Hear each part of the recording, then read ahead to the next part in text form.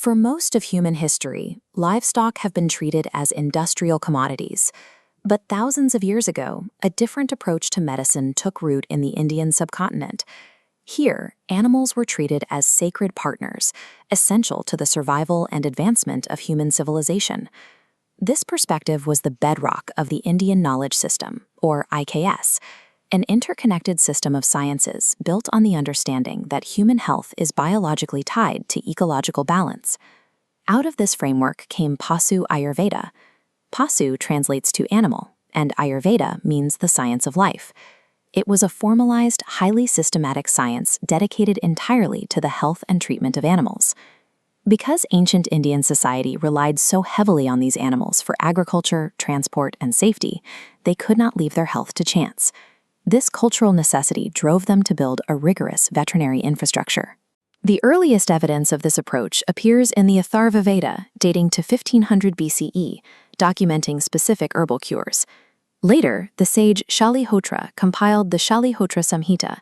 As the world's first known veterinarian, his masterwork contained 12,000 verses detailing complex animal anatomy and surgery. This knowledge was eventually scaled by the state. During Emperor Ashoka's reign, the empire constructed and maintained state-funded animal hospital networks across the region. Around the same time, the Arthashastra, an ancient Indian treatise on statecraft, established strict legal codes for livestock management, making it a punishable offense to mistreat or steal cattle. By codifying treatment in law, ancient India turned veterinary care into a formal public health service. These practitioners were trained physicians, operating on empirical evidence rather than superstition. The methodology of Pasu Ayurveda centered on preventing disease before it occurred. Maintaining herd health meant enforcing daily hygiene, providing clean shelter in spaces called gaushalas, and ensuring precise, species-specific nutrition. This daily care was executed by rural farmers.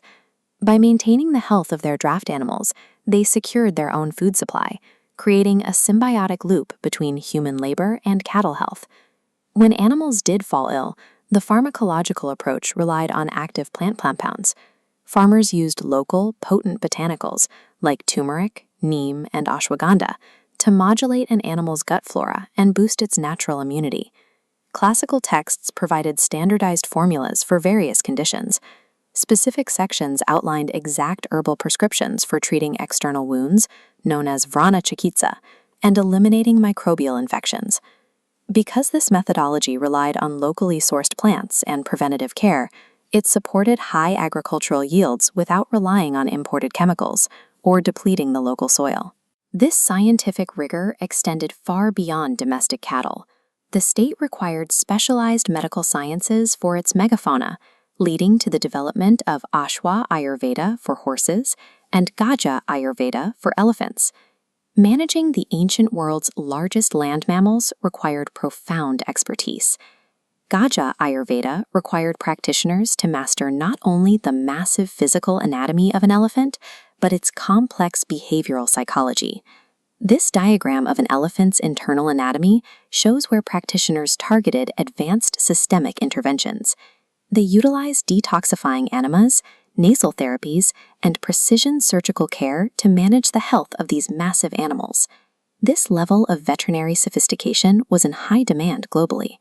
Indian treatises on megafauna health were prized by foreign courts, eventually being translated into Persian, Arabic, and Tibetan. The ability to perform surgery on the ancient world's largest land animals proves Pasu Ayurveda was a functional, advanced biological science. Today, modern industrial farming operates on a very different model. It often relies on intense, reactive disease management and chemical interventions to keep overcrowded livestock alive. This reliance has created a critical global threat, antimicrobial resistance, or AMR. The mass overuse of synthetic antibiotics in livestock has caused pathogens to mutate into dangerous, drug-resistant superbacteria.